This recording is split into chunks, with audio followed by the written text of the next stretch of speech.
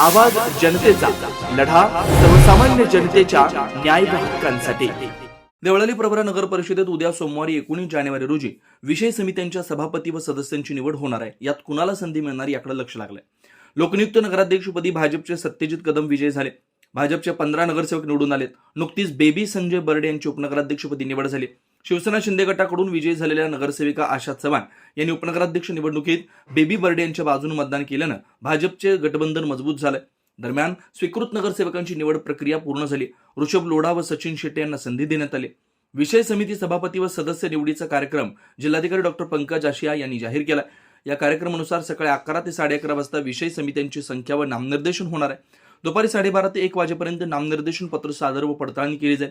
1 ते 1:30 वाजता छाननी, 1:30 ते 2:30 वाजता वैध उमेदवारांची नावे जाहीर केली जातील। 2:30 ते 2:45 वाजता नामनिर्देशन मागे घेता येणार आहे। 2:45 वाजता अंतिम यादी जाहीर केली जाईल। आवश्यक असल्यास 3 वाजता मतदान होऊन निकाल जाहीर केला जाईल। 3:30 नंतर स्थायी समिती सदस्यांचे नामनिर्देशन करून महाराष्ट्र नगर परिषदा, नगरपंचायती व औद्योगिक नगरी अधिनियमातील तरतुदीनुसार स्थायी समितीचं गठन केलं जाणार आहे। नगराध्यक्ष सत्यजित कदम हे स्थायी समितीचे पदसिद्ध सभापती असणार आहेत। बांधकाम, पाणीपुरवठा, महिला व बालकल्याण तसेच आरोग्य समितीच्या सभापतीपदी कुणाची निवड होणार याकडे लक्ष लागलंय। नवनवीन घडामोडी आणि सत्य बातमी पाहण्यासाठी आजच आमच्या YouTube चॅनलला सबस्क्राईब करा, शेअर करा आणि लाईक नक्की करा।